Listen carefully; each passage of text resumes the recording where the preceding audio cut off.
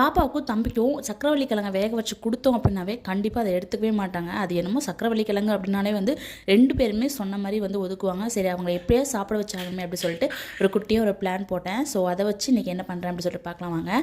So நான் சக்கரவள்ளி கிழங்கு வேக வச்சு அதனால் மசிச்சுட்டு ஒரு 1/2 ஸ்பூன் தனி மிளகாய் தூள், ஒரு 1/4 ஸ்பூன் கிட்ட கரம் மசாலா, கொஞ்சமாக சால்ட்டு, அதுக்கப்புறம் ஒரு வெங்காயம் அதை வந்து குட்டி குட்டியாக கட் பண்ணி ஆட் பண்ணி நல்லா வந்து மிக்ஸ் பண்ணி தனியாக எடுத்து வச்சுக்கலாம். அதுக்கப்புறம் ஒரு 4 பிரெட் எடுத்துகிட்டு அதோட கார்னர் எல்லாத்தையும் கட் பண்ணிவிட்டு அதை நல்லா வந்து மிக்சியில் பவுடர் பண்ணி வச்சுக்கலாம். அதுக்கப்புறம் இந்த மாதிரி கட் பண்ண பிரெட் எடுத்து வாட்டரில் லைட்டாக டிப் பண்ணி அதில் இருக்க எக்ஸஸ் வாட்டர் எல்லாத்தையும் நல்லா புழிஞ்சிட்டு ஒரே ஒரு முட்டையை நல்லா பீட் பண்ணி வச்சுக்கோங்க. ஸோ அதில் டிப் பண்ணி அதுக்கப்புறம் நம்ம அரைச்சி வச்சு இந்த பிரெட் க்ரம்ஸில் நல்லா வந்து விரட்டி விட்டு எண்ணெயில் பொரிச்சு எடுத்தோம் அப்படின்னா நம்மளோட சக்கரவள்ளி கிழங்கு கட்லட் சூப்பராக ரெடி ஆயிடும். உண்மையாகவே ரொம்ப சூப்பராக இருந்துச்சு. ஸோ கண்டிப்பாக வந்து ட்ரை பண்ணி பாருங்கள்.